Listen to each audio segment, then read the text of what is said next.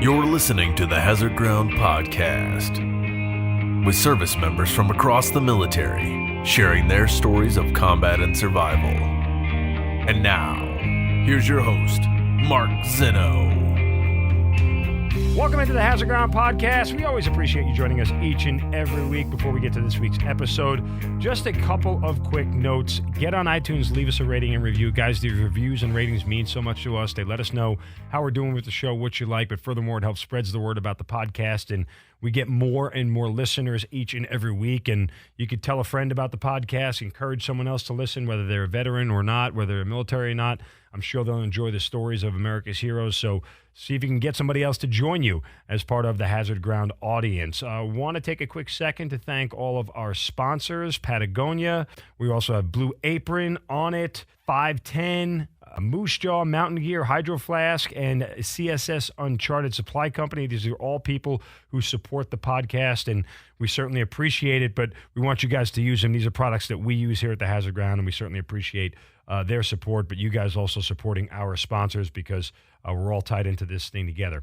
Finally, just a quick second to let you guys know about the SHARE initiative at the Shepherd Center. You may have heard me talk about this before, but the SHARE Military Initiative, this is absolutely the best organization, not only in America, but anywhere in the world that I've heard of, at taking care of veterans. And we're talking about guys who have PTSD, traumatic brain injury, whatever it may be. The SHARE Military Initiative, they will absolutely change the lives of veterans. And I mean, like, you get to go in and live there, cost-free, for as long as you need to get your life back on track. So if you know a veteran or somebody who's struggling, a veteran who is struggling with life, PTSD, thinking about suicide, whatever it may be, find the SHARE Military Initiative at the Shepherd Center online at shepherd.org, and these folks will absolutely save the life of somebody who is struggling. This is the best military veterans organization out there, and I guarantee you they will change the life of that veteran who is struggling. Again, the SHARE Military Initiative.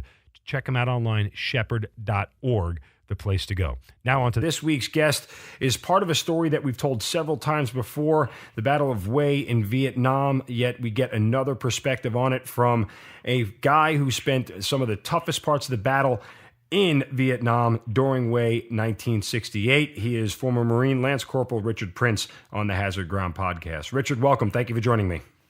Thank you very much.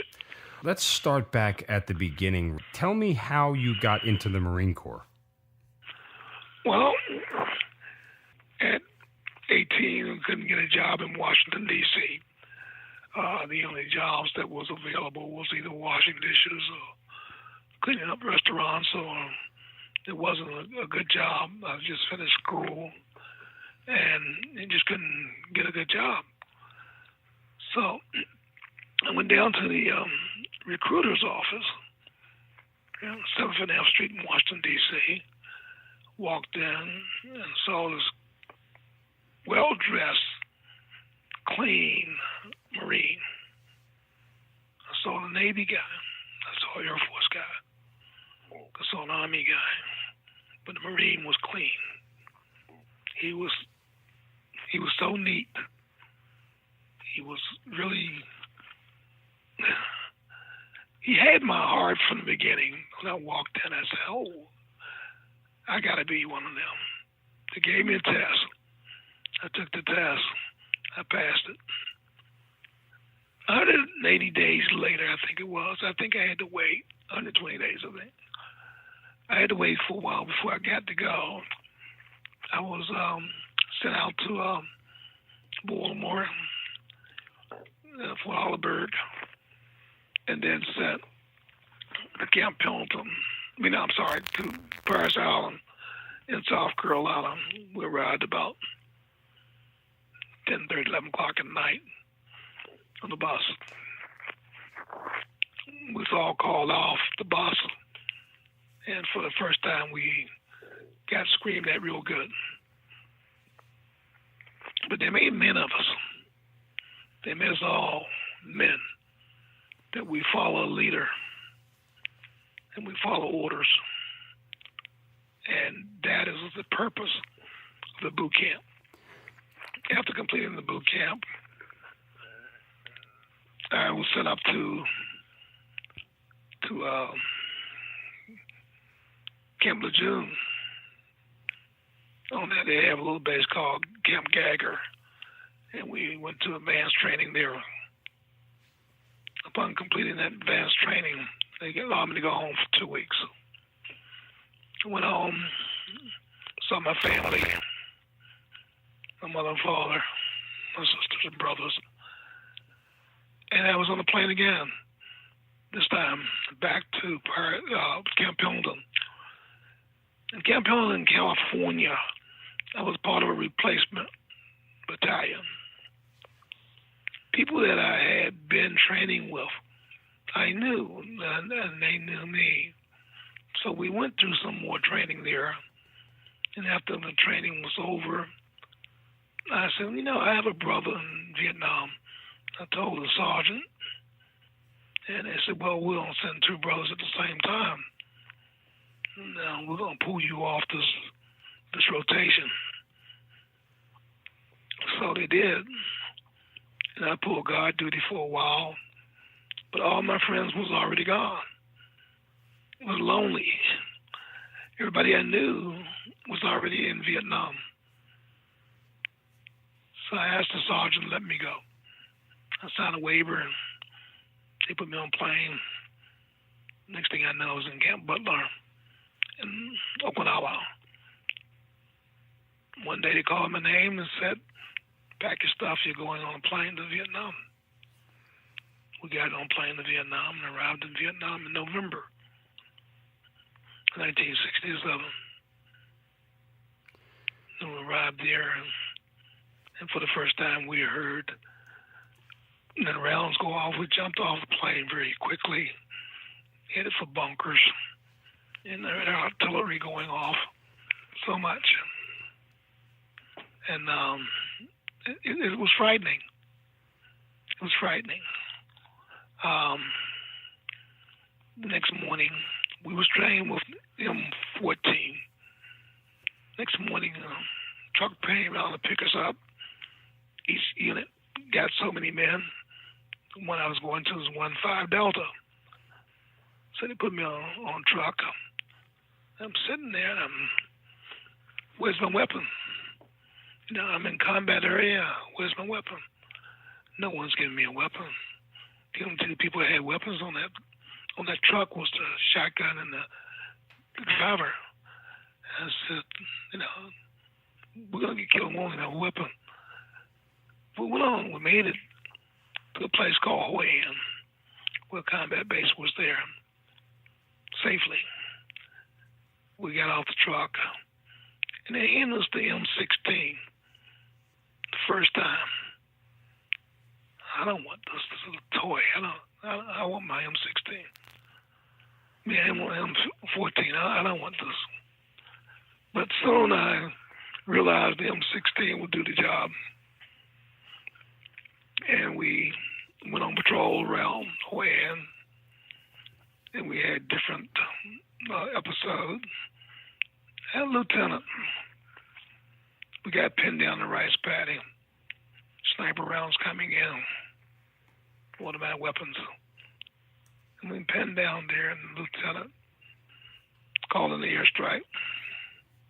But what made amazing about him was he got up and he said, follow me. You probably have seen that commercial. Follow you? I mean, my goodness. I figured out that he doesn't want to get hurt. I'm going to follow him. I got up, as everybody else in that rice paddy, and we got out of that rice paddy. We got in the tree line, and we had to call for Amtrak to come out and get us and bring us back in. But that was a harrowing experience there. Richard, let me ask you a question real quick. Sure. When you enlisted, did you have any reservations about being a black man going to fight in Vietnam? Because there weren't a lot of guys who were drafted or even guys who enlisted at that time who were African Americans. Was any of that in your mind prior to going? No, that was not even in my mind. I didn't know that the Marine Corps was one of the branches that did not have a lot of blacks in it. until I got to Paris Island. When I got there, my platoon only had about 4 black males. But the drill instructor treated me the same as everybody else in my platoon. Each and every one of the drill instructors. I never got singled out or picked on, or I didn't feel everybody got picked on. If you want to be picked on, everybody got to serve their country, and you have to go through that particular training in that manner in which they do it, so that on the battlefield you don't ask the sergeant why. You simply go and do what he told you to do, because that's how you survive. But some people can't do that. It takes time to learn it. But by the time you get into a battle, you know why you're doing what you're doing. You know that you've been told by orders. You are to follow the orders of the officer appointed over you. Simple as that. You follow those orders.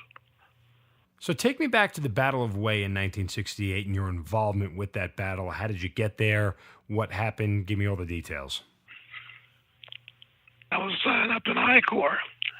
I Corps is the northernmost area. From there, in January, when Tet began, I was sent up north to Hue City, along with my unit. We joined the battle at Hue.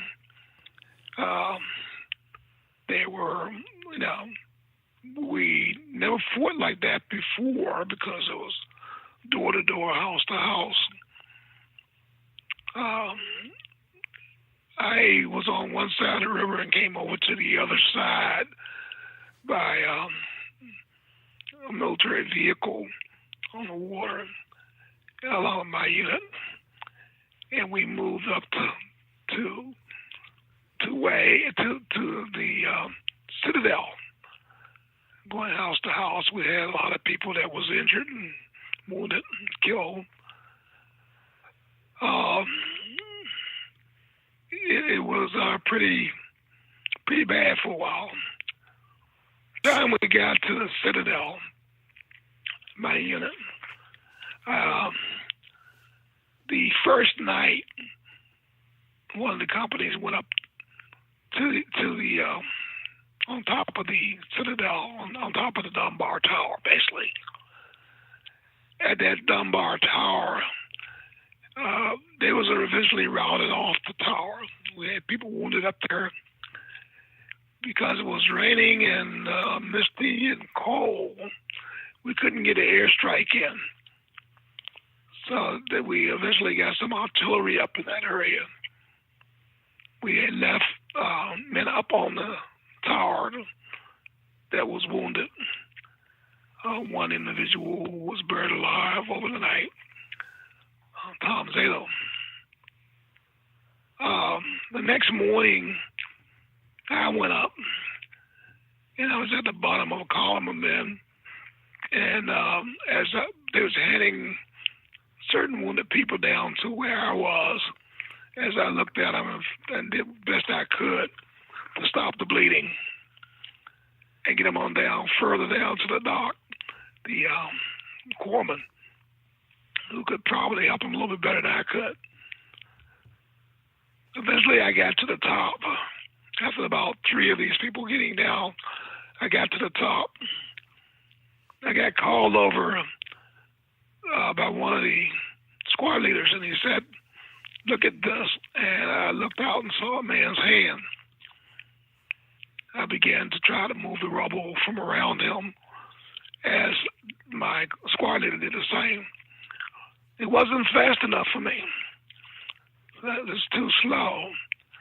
So I reached down and got into the rubble and pulled him up by his flight jacket. I pulled him to the top and put him on my shoulder and began to bring him down the Dunbar Tower area. I was receiving rounds. I lost my helmet. And I said, no, this is not good. We both can get hit. So I put him down. I began to drag him down. I got him to the bottom of that tower where I turned him over to Corpsman, and they took care of it from there on. But the number of people that I brought down was a total about 4. I went back up to where I was at and continued the battle, eventually getting out onto the street.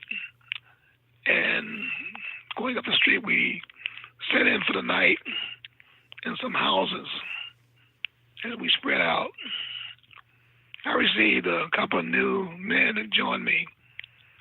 We had so many people wounded and KIAs that it was very difficult to keep track of everybody. I did not know.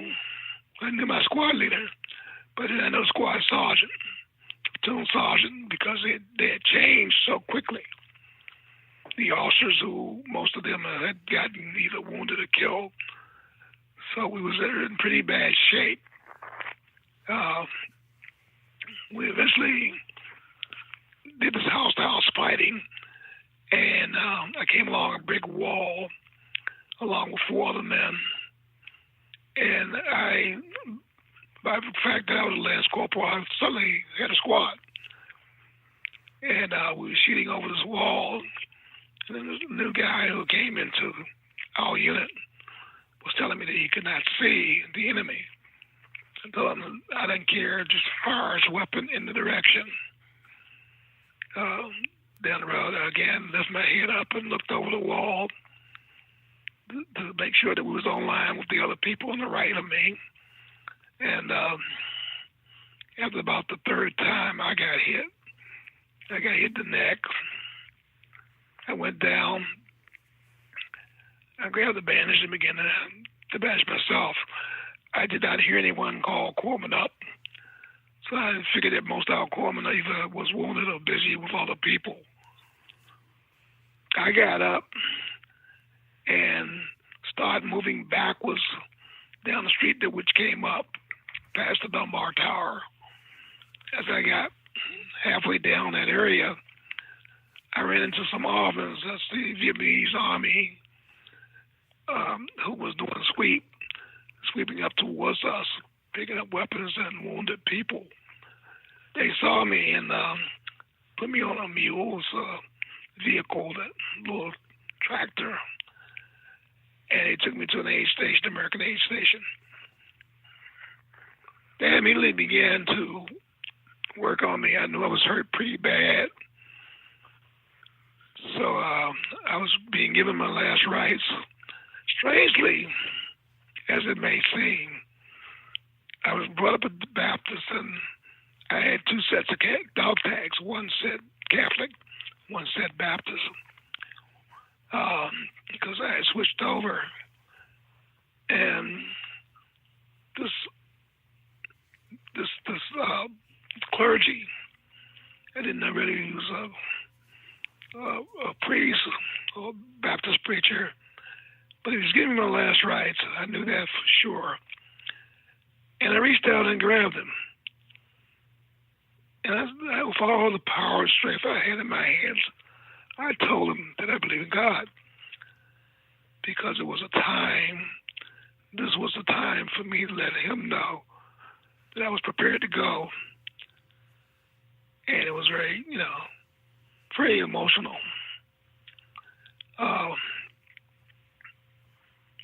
After that, I remember being put on a helicopter. It was freezing cold. They had taken all my clothes off. And I was flown down to Fubai. At Fubai, I was again operated on there. I think maybe a day went by, and they took me to board the USS Repose. It's a hospital ship. It was out in South China Sea. Being placed on a hospital ship, the other emotional thing that happened to me was this 19-year-old young maybe 17, but I think he may have been 19. White male looked down at me and began to take care of me. He brushed my teeth, he washed me from head to toe, he combed my hair. He did everything as if I was a baby or a child that he was taking care of. And I never met or saw the man again. But that young man was a real corpsman. He didn't care what color you were or where you came from. He did a job and he did it well. The things that I did back at the tower, and as every Marine did, I think was something that we as Marines know. We know that we were been taught, common action is just like a common valor. And everybody did what they're supposed to do when they needed to do it. And you don't think about it. 50 years pass. 50 years pass. In 2012, I came across a DAV magazine, and remembering a photographer, John Olson, who had taken photographs of myself and other Marines at the tower. I saw some of his photographs. And I said, hey, that's me. These pictures are me. So they were, 7, 8 pictures. And in one other picture, all these pictures became famous in the fact that they are the unknown Marine who's rescuing another unknown Marine. This unknown Marine who's trying to bandage and help stop the bleeding, another Marine. But nobody knew who I was. I was manufactured out before anyone knew who this person was. And in 2012, I contacted the company commander and battalion commander. I said, hey, look at these photographs and tell me what you think. They did. They said, well, you did a good job. I said, well, thinking selfishly after all these years, I wanted to leave my daughter something. So I asked, I said, do you think that it may qualify for any type of medal? I was told that, you need 2 witnesses. So it's kind of hard to find a witness, find anybody who had served with you in the Marine Corps because you got medevaced out and because you was only there for about 5 to 6 months. It was difficult to make friends. And you didn't make friends. We had a saying that you just don't. The people that you came there with, you're stuck with. The new people don't want to. The older people don't want to know the new people. The pain is too great. You cannot go on the battlefield and shed a tear. You cannot go on the battlefield and cry because your buddy got hurt or your buddy got killed. So you don't want to have that bond. The bond you have is that I have to keep you alive and you have to keep me alive. And we're going to do everything we can to do that as much as we can. I don't need to know your name. I don't need to know where you came from. I don't need to know your mother or your father, your sister or your brother. What I do know, that on this particular day and night, that you will give up your life for me. You will not leave me on this battlefield. You will stay with me. You will protect me. I know this because I know that you are a United States Marine, and therefore I would do the same for you. With that, I don't know what else I can say about the battle. I don't know what else I can say. We did what we had to do. we accomplished the mission as best we could. But we lost a lot of brothers and a lot of sisters. Not as many sisters, but a lot of brothers there. It didn't matter where they come from. But we do know one thing. They were men, 17, 18, 19-year-old. The only thing that I feel sorry for, and it bothers me even to this day, that these men passed away, and I'm here, and I've been here for 50 years. And I very often ask myself, and I ask the man upstairs, why me? Why did you do this to me? Why did you allow me to stay here? And I look around, and I look at, well, I got a wife, and 2 daughters, I have a house, I have a car, I have bills, but I pay them.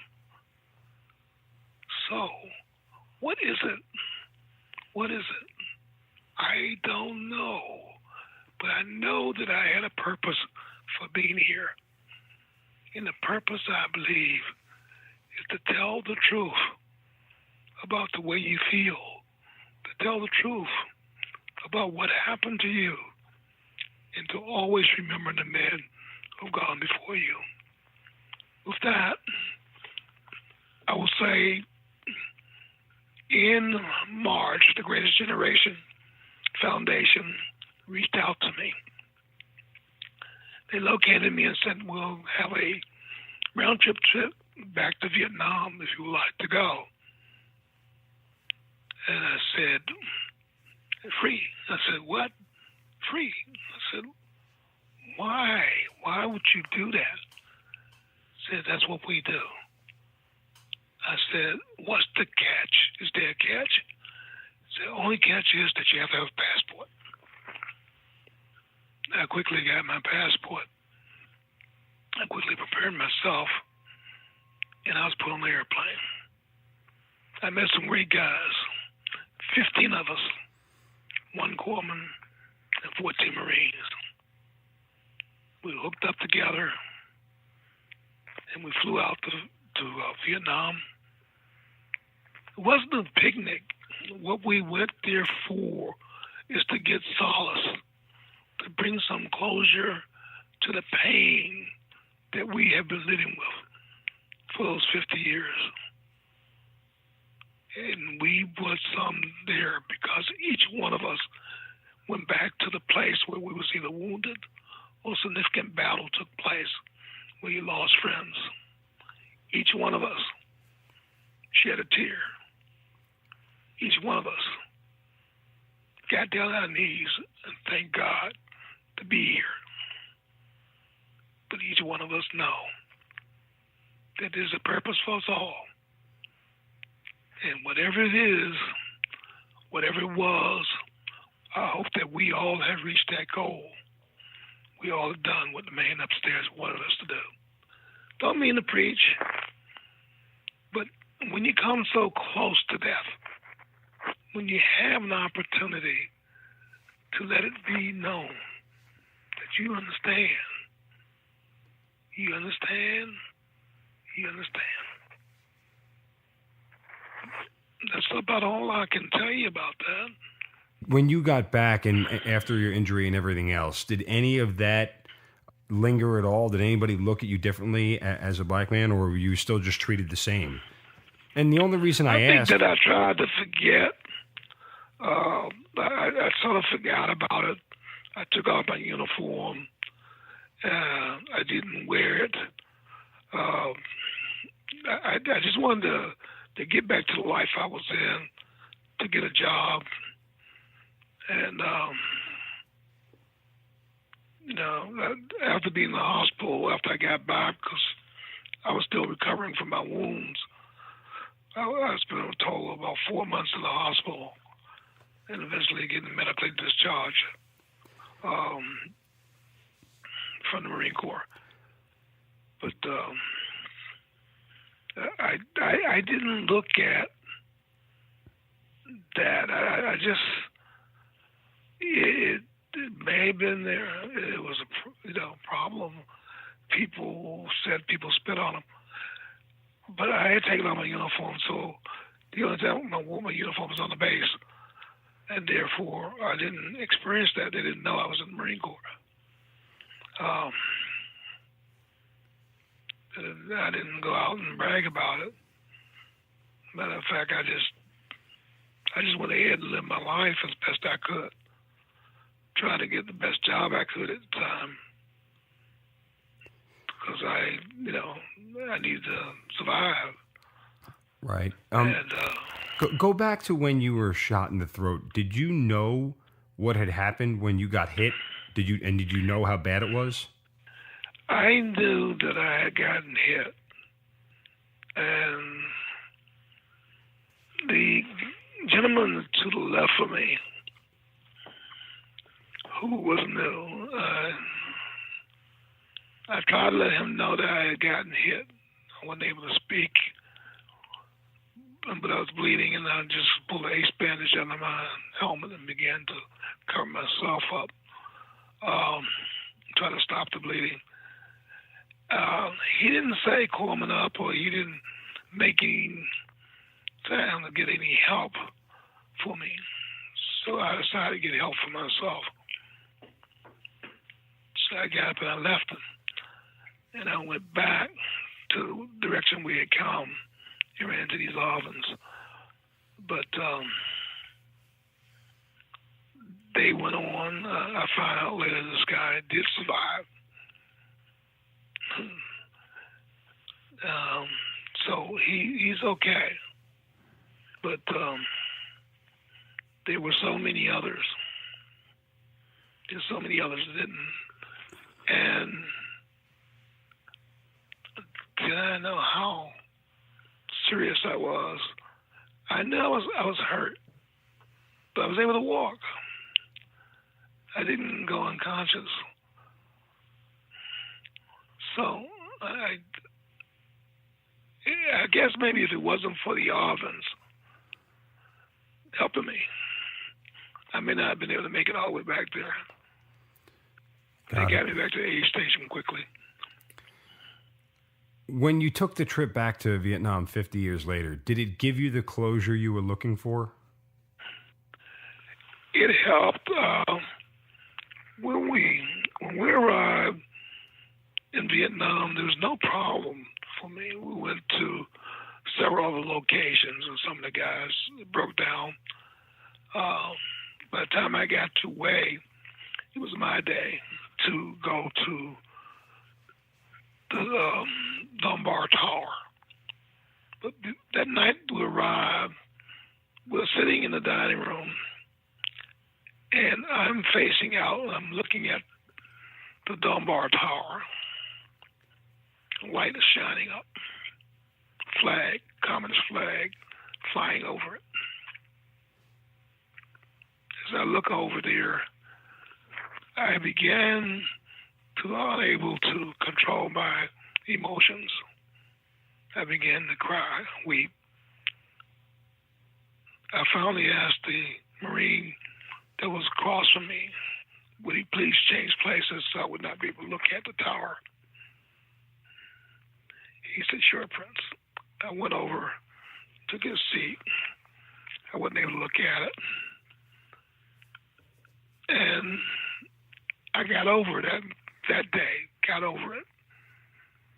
Went to bed after dinner and thought about it.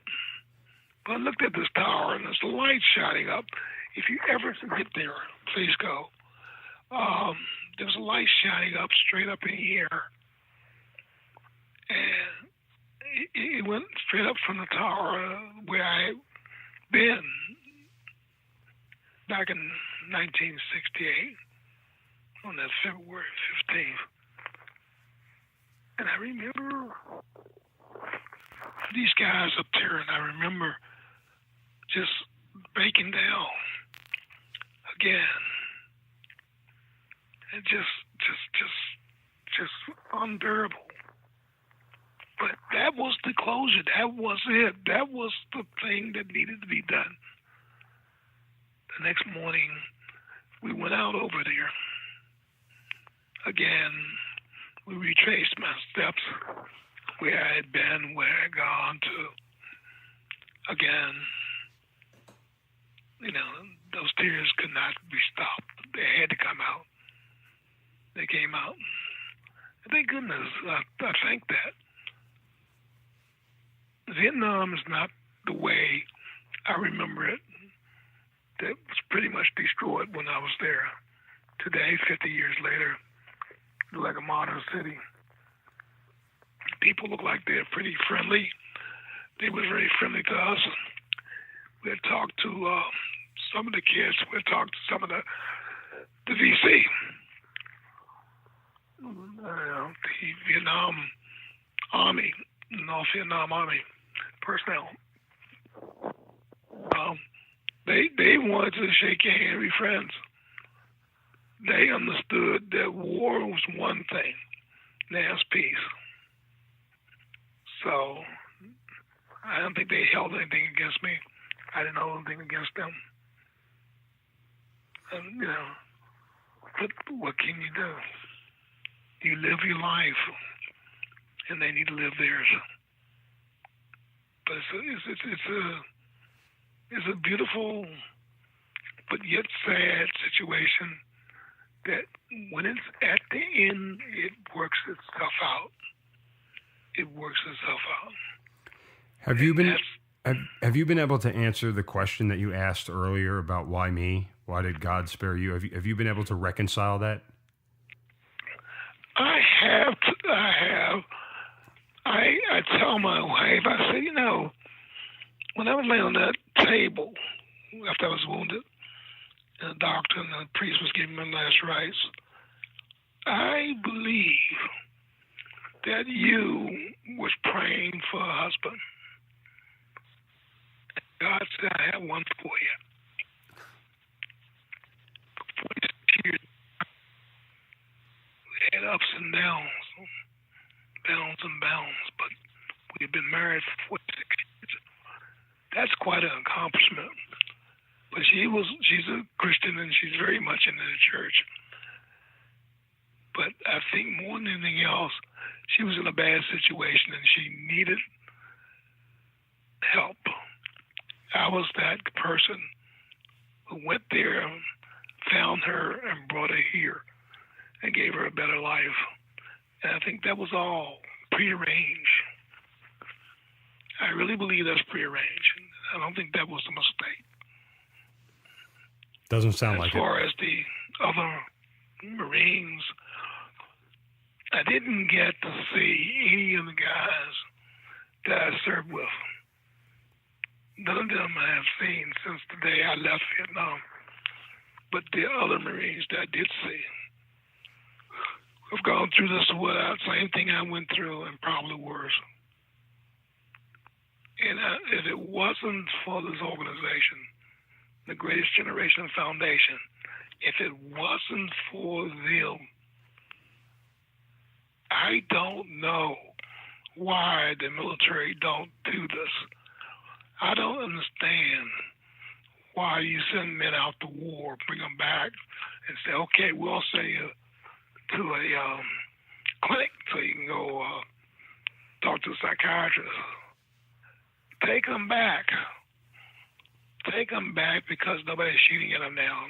Take them back and let them go ahead. And what those things that they held in for so many years, they're now able to release. And that's about it, I think. I mean, I can't think of much more to say about that. No, I mean, it's perfectly said. I think you're 100% correct. It's something that we should do more often to provide the closure that people need. So, Mr. Prince, it's an incredibly, brave story, and it is one that I'm very proud and honored to have heard you tell, and certainly, hearing you tell it gives it so much life. So I thank you for all your honesty. It's quite all right, sir. I appreciate you allowing me to tell it. Okay, great. Well, thank you, Mr. Prince. I appreciate it, and we look forward to speaking with you again soon. Okay, thank you. Bye-bye. God bless you, sir. Thank you, sir. You've been listening to the Hazard Ground Podcast. hosted by Mark Zeno and produced by Matt Pasquarella. If you have an interesting story to tell and you'd like to be on the show, send us an email at hazardgroundpodcast@gmail.com. And if you like the show, don't forget to subscribe, rate, and review on iTunes. Thanks for listening. We'll see you next time.